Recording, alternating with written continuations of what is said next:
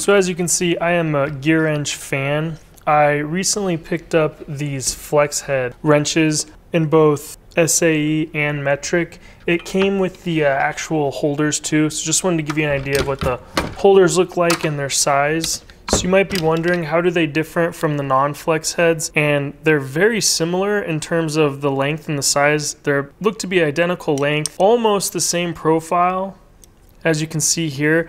On the flex part, it's a little bit thicker on the shoulders this way, but you can see the teardrop head is actually the exact same size. So you're not losing that size advantage if you're trying to get into a tight spot. You can see profile-wise this way, it's also the same thickness.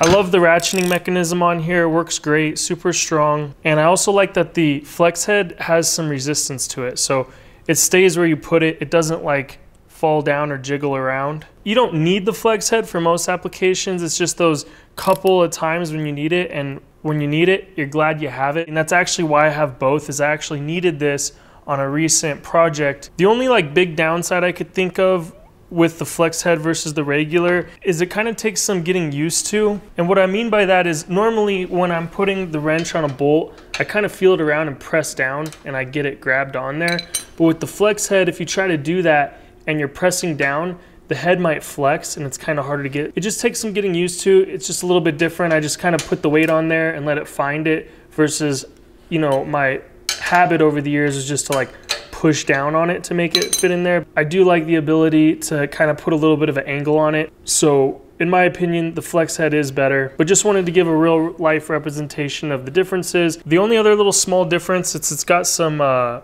serrations on the steel here where the regular ones don't. I like that it is engraved on here. There's no flip mechanism to change the direction. You just have to flip it over. And the way I keep it straight in my head is when I see this little emblem symbol right here, I know that's loosening. Or if I see the numbers, I know that's gonna be tightening.